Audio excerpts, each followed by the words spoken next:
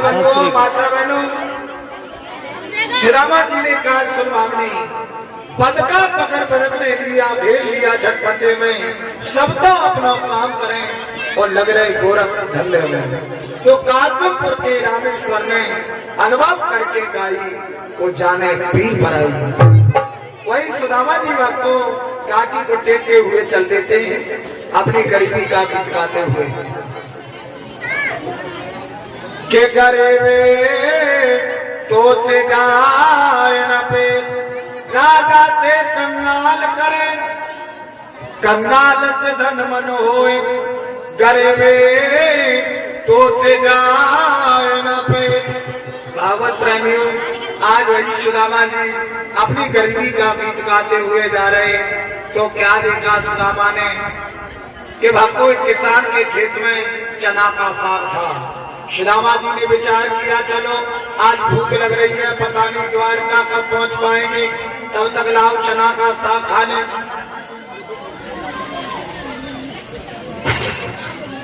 तब तक चना का साग खा लें।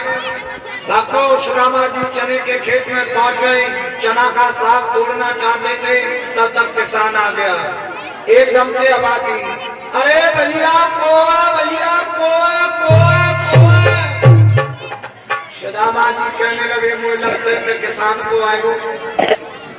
भक्तों सुदामा जी ने थोड़ा सा चना का साग तोड़ा, कहने लगा ये बताओ भैया तुम कौन हो और क्या कर रहे हो? सुदामा जी कहने लगे भैया चना का साग खाना चाहता हूँ। किसान कहने लगा चल चल, क्या यहाँ बॉम्बे रख के गया है? और भागवत प्रेमियों सुदामा जी में धक्का मार दिया, सुदामा जी गिर गए। कहने लगे कन्हैया पता तुझसे मिलने के लिए आ रहा हूँ, फिर भी तू बड़ा कष्ट दे रहा है। वही भागवत प्रेमियों सुदामा जी अपनी गरीबी का गीत गाते हुए कहां पर पहुंच जाते हैं? भक्तों गोदावरी के निकल। भगवान श्री कृष्ण ने विचार किया आज मेरा बचपन का मित्र मुझसे मिलने के लिए आ रहा है। भगवान ने भागवत प्रेमियों मलाह का रूप बनाया और भगवान मलाह का रूप बनाकर उसी घाट पर आ गए। सूरज सो रहे, सुदामा जी ने विचार किया मैंने भली बाबन की बात मानी, आप द्वार का चले जाओ, द्वार का चले जाओ। आप मुझे लगता है कि शेर वगैरह चीजें यहाँ खा जाएंगे। भाई बंधुओं, माता बहनों, भगवान ने मलाह का रूप धारण किया और भगवान उसी घाट पर आ गए। भगवान उसी घाट पर आ गए, आवाज दी, अरे भैया आखिरी नैया जाने वाली है, जिस किसी को जाना हो वो आ जाओ। भैया भी चलेंगे। तो ये बता तेरे पास में कुछ है? कुछ नहीं है। तेरे पास में जब कुछ नहीं है तो हम नहीं ले जाएंगे। बाको सुदामा जी विचार करने लगे, वेद शास्त्रों में सुनाए नाव की मुड़ाई, धोबी की धुलाई, नाव की उतराई, मैत्रानी की कमाई, फिर चाट कर के सोई न रखो जय। आपको भगवान कहने लगे कुछ कह तो रहा है। भगवान ने फिर आवाज दी, अरे भैया आखिरी नैया जाने वाली है, जिस किसी को जाना हो वो आ जाओ। भैया हम भी चलेंगे। तो ये बताओ तुम्हारे पास में कुछ है? हमारे पास कुछ नहीं है भैया। तुम्हारे पास कुछ नहीं है? नहीं। बार बार कह देता है कुछ नहीं है, कुछ नहीं है, कुछ नहीं है। तेरे पास में कुछ तो होगा। मेरे पास केवल गरीबी और कुछ नहीं है।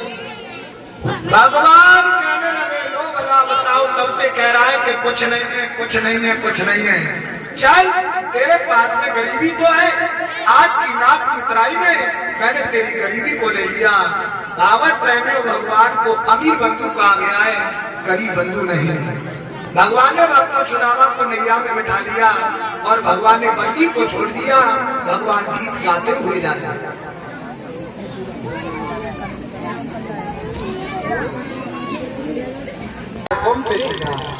भागवत प्रेमियों मुकुंद और सुष्पाल ने आज सारी सेना पीछे डाल दी। काले कलूटे, मक्खन चोर, गलियों में नृत्य करने वाले, व्रत व्रत में झिल्लोपाती खेलने वाले, चल किधर होके ले जाएगा। सारी सेना क्या होगी? सारी सेना भागवत प्रेमियों आज पीछे डाल दी। डॉक्टर सारी सेना को पीछे डाल दिया। बलभद्र जी क्या करते, 1000 मानवों की खोपड़े हर फसल में फांस लेते हैं, घर के ठोंक लगाते, सभी की खोपड़ी उतार देते हैं। भगवान श्री कृष्ण ने चक्र सुदर्शन ले लिया और भगवान श्री कृष्ण चक्र सुदर्शन से सभी की खोपड़ी उड़ा देते हैं। भाई बंधुओं, माता बहनों, चक्र सुदर्शन से सभी की खोपड़ी उतार देते हैं। कृष्ण बलराम ने सारी सेना को समाप्त कर दिया तो रुकुम और शिशुपाल को रस्से बांध लिया। रस्से बांध कर खींचने लगे। अब रुक्मिणी कहने लगी भगवान के पैर पकड़ के, हे प्रभु, हे अंतर्यामी, हे मधुसूदन, हे कृष्ण भगवान, मेरे भैया के मोह प्राण दान में दे दे।